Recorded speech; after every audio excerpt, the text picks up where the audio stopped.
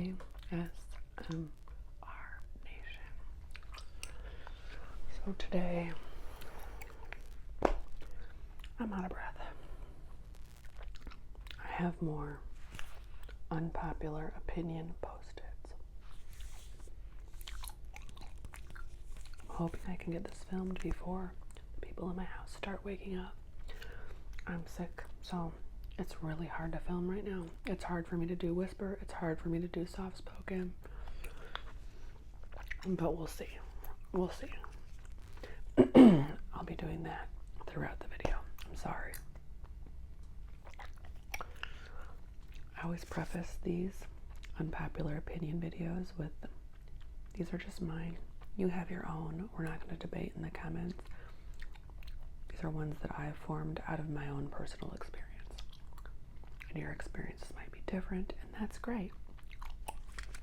So, before we get into it, let's do some light housekeeping.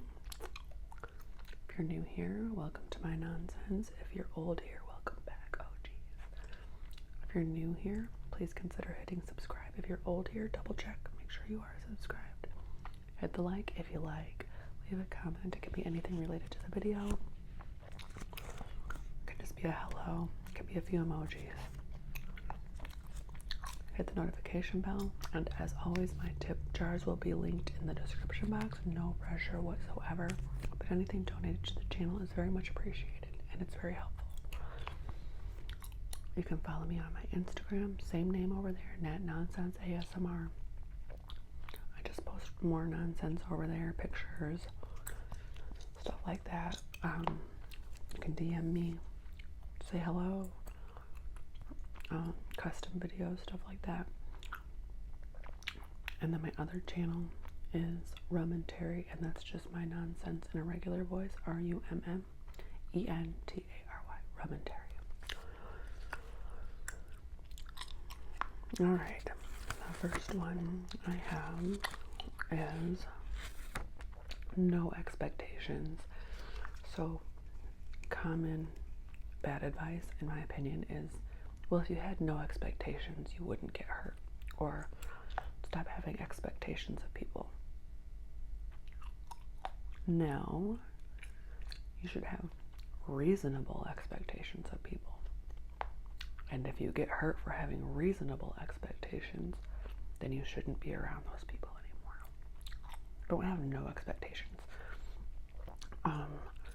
No expectations is unreasonable, and it sets every relation. If you follow that, it will set every relationship you get involved in up for resentments and martyrdom, because you will be doing everything. You should have reasonable expectations, reasonable everything, reasonable boundaries, reasonable expectations, reasonable consequences. You know, bounce. Is this reasonable? Find somebody that you think is a good, reasonable person and ask them, is this reasonable?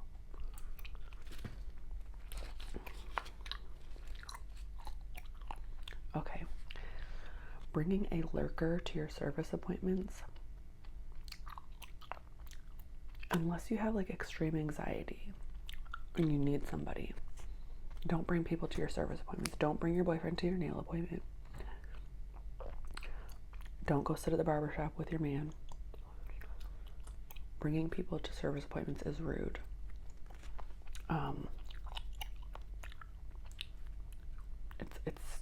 It's not okay. I hate when people do it. No, and if you're bringing somebody in to watch a service, that's kind of like free training. You know, you never know what somebody's motives are. So stop bringing people with you to your service appointments. There is no reason why you can't go get a haircut by yourself. Your boyfriend does not need to be there.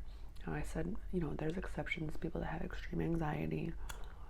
You know, maybe you could let your hairdresser know, you know, my boyfriend is coming or my mom is coming just because I have an anxiety issue and she's not going to bother us. It's hard to do a service when the person you're servicing is trying to have a second conversation with somebody across the room, and that's what tend to happen. Also, the person across the room is not a professional, and sometimes they want to step in and be like, oh, you should do this. Get back. Tattoo artists hate this. and they do not allow people back often. They're like, no, you can get through this. And I don't want a friend that doesn't have something better to do than watch me get my hair cut. I don't even want to watch myself get a haircut.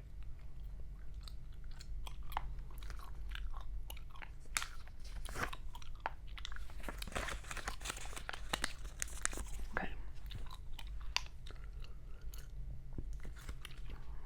I'm only gonna interact with one relationship per year per person.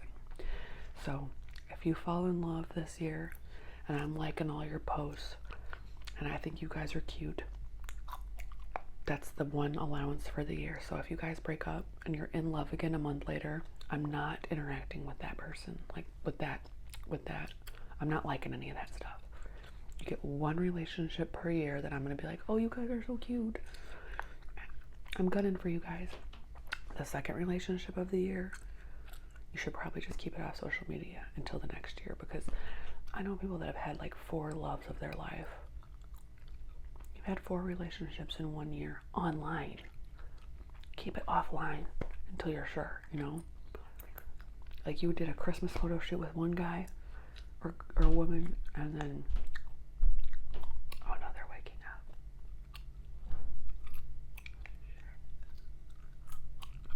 The house is waking up. Hold on. Are they gonna stay upstairs? You get what I'm saying. Like, I know people that, there's a few, like my timeline is messed up right now with relationship issues.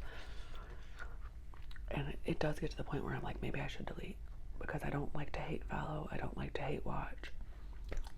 But if you just got out of a relationship and like your whole timeline was, F this dude, like this is what he did to me, and then a week later you're posting pictures with another guy, like you have not you were just mentally screwed a week ago. You should not be in a relationship right now.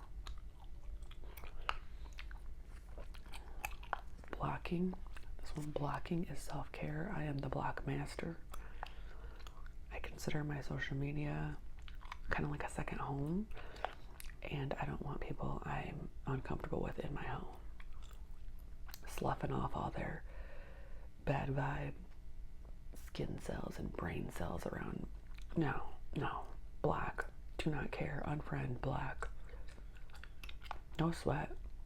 Like that will preserve a lot of peace for both parties. Like my block lists on everything are crazy. You don't even have to personally interact with me to get blocked. Sometimes I see a comment and I'm like, I never want to see that person's comment again in my life on anything. Block. Never met the person. They would probably have never commented on my stuff, but I see a comment and I'm like, I know that I can never read another comment by that person. Block.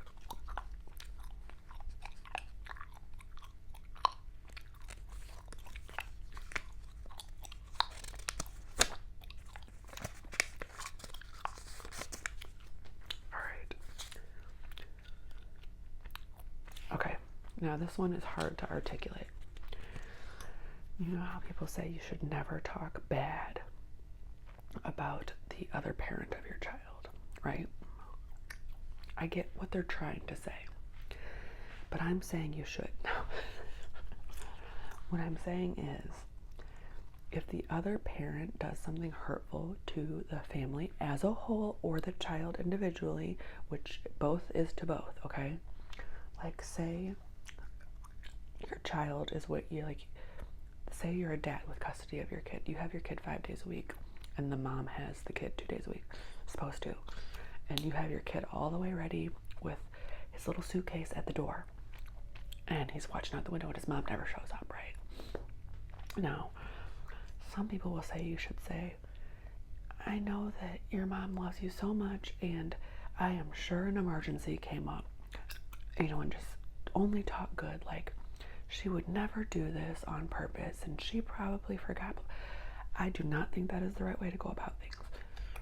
I think that sets your kid up to always make excuses for people and then get into their own relationships where they just brush everything off and accept anything. So whenever somebody does something to hurt the child or the family as a whole, now that kind of a situation will hurt the family as a whole, because then the person that didn't know they had to have their kid that weekend now has to, if they have to work, they have to find a sitter, rides for everything. If there's a, like, they have to redo everything last minute, right? It hurts the whole dynamic. And then you never know if you can trust that person to like be on time or anything. So what I'm saying is, in a kid-friendly way, depending on the age of the kid, you can say, this wasn't okay. I know you're hurt. This wasn't okay. They shouldn't have done this to you. There's really not an excuse for this. They could have called, and I'm angry with you.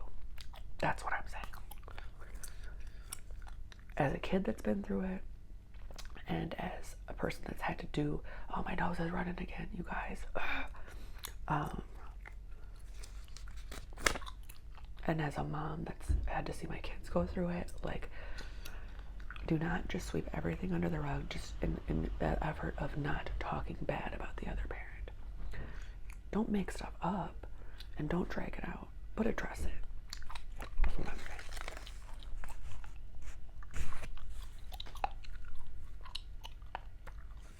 There's another one. It's kind of in the same vein. Single parent households. People get so mad when like Father's Day comes around and a mom wants to go do something with her. If there's no dad, or the dad's not going to show up, then that single parent household should be able to celebrate that holiday however they feel. So if they want to go out for Father's Day and have another single mom day, who cares? If a dad has custody of his kids and it's Mother's Day, why should the kids not be able to celebrate that day because the other parent isn't in their life? And people get so bent out of shape. It's like they say, oh, all these bitter baby mamas celebrating Father's Day. Like, you will make several posts about that and act like you're not the bitter one. Why are you so pressed? What's really going on? Like, seriously, stay out of it. However that family chooses to get through that day is their own business. Why can't you be happy for people? Shit's bizarre. And I know plenty of single dads these days.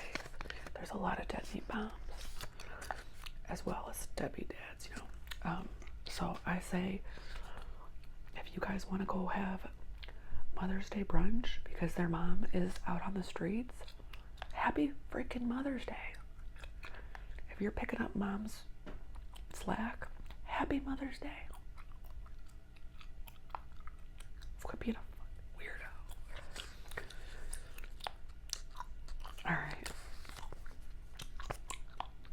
You know how people will say, if you were around somebody and then you found out you were sick. Now, I'm not talking about the pandemic, because obviously we had to know that you should warn people like, hey, I just saw you Monday and now I have a cold. So you might want to be prepared. I don't want to hear it. Once you tell me that you are sick around me, I'm going to be waiting for that shoe to drop. And I'm almost think like I will invent the illness. So don't tell me if you are sick around me unless it's absolutely necessary to tell me, like, you have some kind of crazy illness and it's very contagious. It's just a cold or something. Like, just let me figure it out on my own if I need to.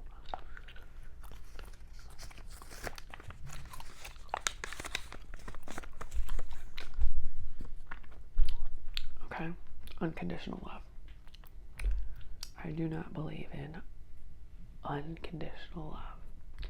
I think that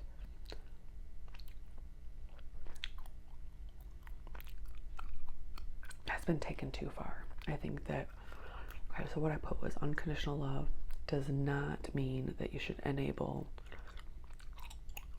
dismiss, and feed into anybody's delusions. So I don't even care if I birthed you. If you were evil, if you did something evil, I'm cutting the cord. You know, if you went and did something crazy to a whole school, or you even one person, like, if it was evil, I'm cutting the cord. Honestly, go no contact with anybody that consistently violates your moral compass.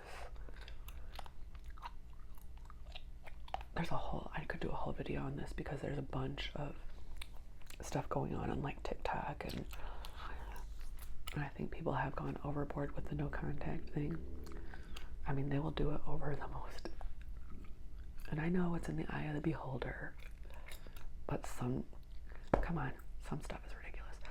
But if somebody is consistently violating your boundaries, your moral compass, like, I guess you could still love those people, but from afar.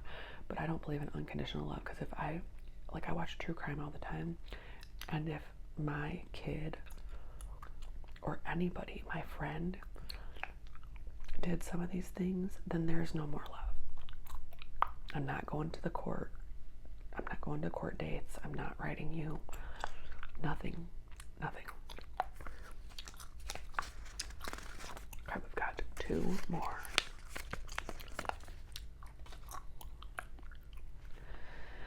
This one's going to be hard to hear. And I think it's accurate. At least half the people, and this is the intersection of people that you know that follow you on social media, you know them in real life. So I'm not saying like our communities that we have built online. I'm saying people that you know in real life. At least half of those people don't even like you. They're hate following you. They just want to see what you're doing so they can talk shit about it. Do a test. Post something to, if you have like a community that you've built online, post something there. And then you can post the same thing on, to the people, if you could, to the people that you know, and see who you get more love from.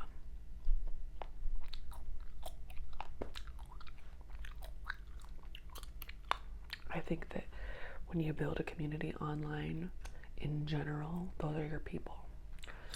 In real life, people have ulterior motives for following you. Okay, the last one. I have another stack of these. So I'm supposed to film 2, but everybody's waking up, so I'll film that one. Hopefully tomorrow morning. Okay.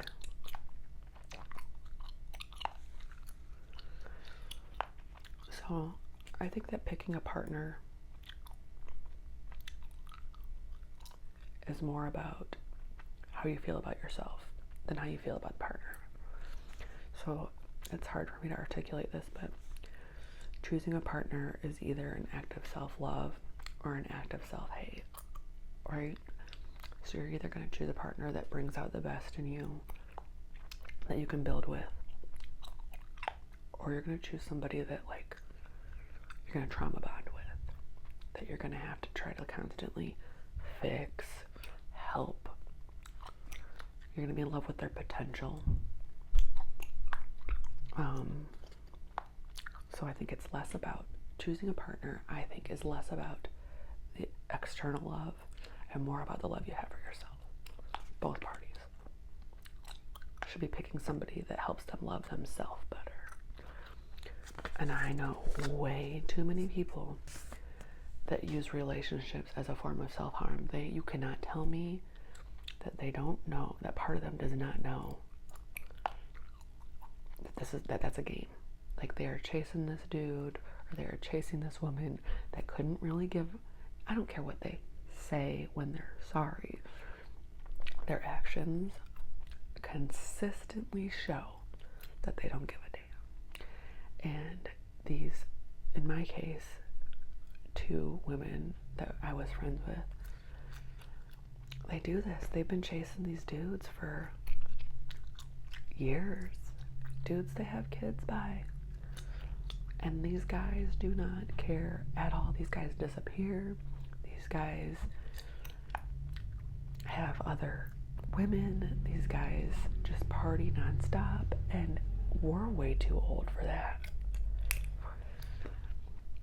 I don't know. I could do a whole video, not on their specific stories, but just this pattern that I've seen in so many kind of like long lost friends, because I can't stick around to watch it after a certain point. I just have to say, like, with peace, I can't watch this anymore.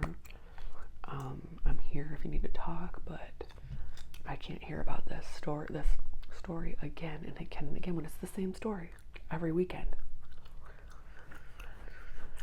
So, anyways, those are my unpopular opinions of the day. I form new unpopular opinions every 5 minutes, so I could probably make these videos forever.